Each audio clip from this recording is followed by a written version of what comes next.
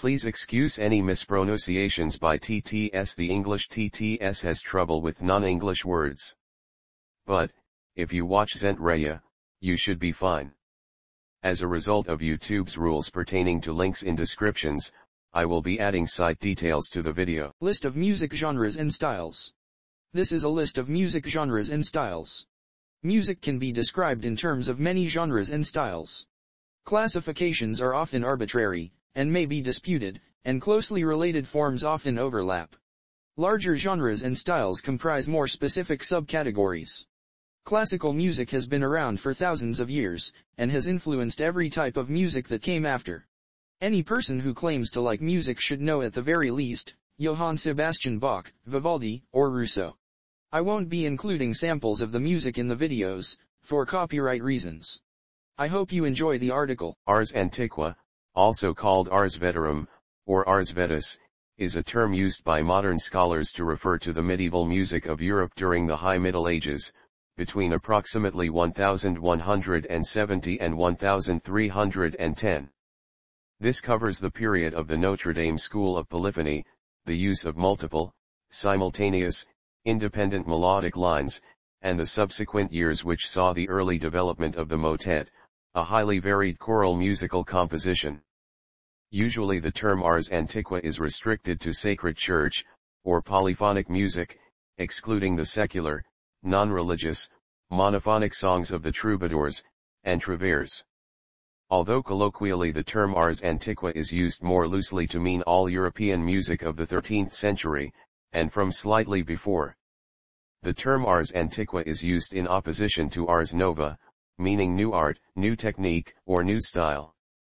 The transition from Ars antiqua into Ars nova is not clearly defined. Recent interpretation has described the transition to be a gradual evolution rather than an abrupt revolution, with the period being between the 13th to 14th centuries.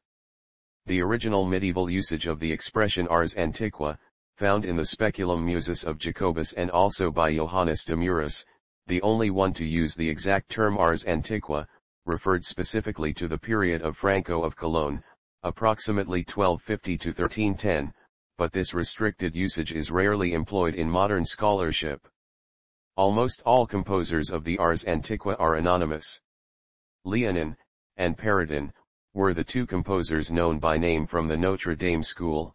In the subsequent period, Petrus de Cruz, a composer of motets, is one of the few whose name has been preserved. In music theory, the Ars antiqua period saw several advances over previous practice, most of them in conception and notation of rhythm. In the early medieval music era, notation indicated the pitches of songs without indicating the rhythm that these notes should be sung in. The most famous music theorist of the first half of the 13th century, Johannes de Garlandia, was the author of the De Mensurabili Musica, the treatise which defined, and most completely elucidated rhythmic modes. A German theorist of a slightly later period, Franco of Cologne, was the first to describe a system of notation in which differently shaped notes have entirely different rhythmic values, an innovation which had a massive impact on the subsequent history of European music. Most of the surviving notated music of the 13th century uses the rhythmic modes as defined by Garlandia. Though the style of the Ars antiqua went out of fashion rather suddenly in the first 2 decades of the 14th century, it had a late defender in Jacques of Liege, who wrote a violent attack on the irreverent and corrupt Ars nova in his Speculum Musici, vigorously defending the old style in a manner suggestive of any number of music critics from the Middle Ages to the present day. To Jacques, the Ars antiqua was the musica modesta, and the Ars nova was a musica lasciva, a kind of music which he considered to be excessively indulgent, capricious, immodest, and sensual.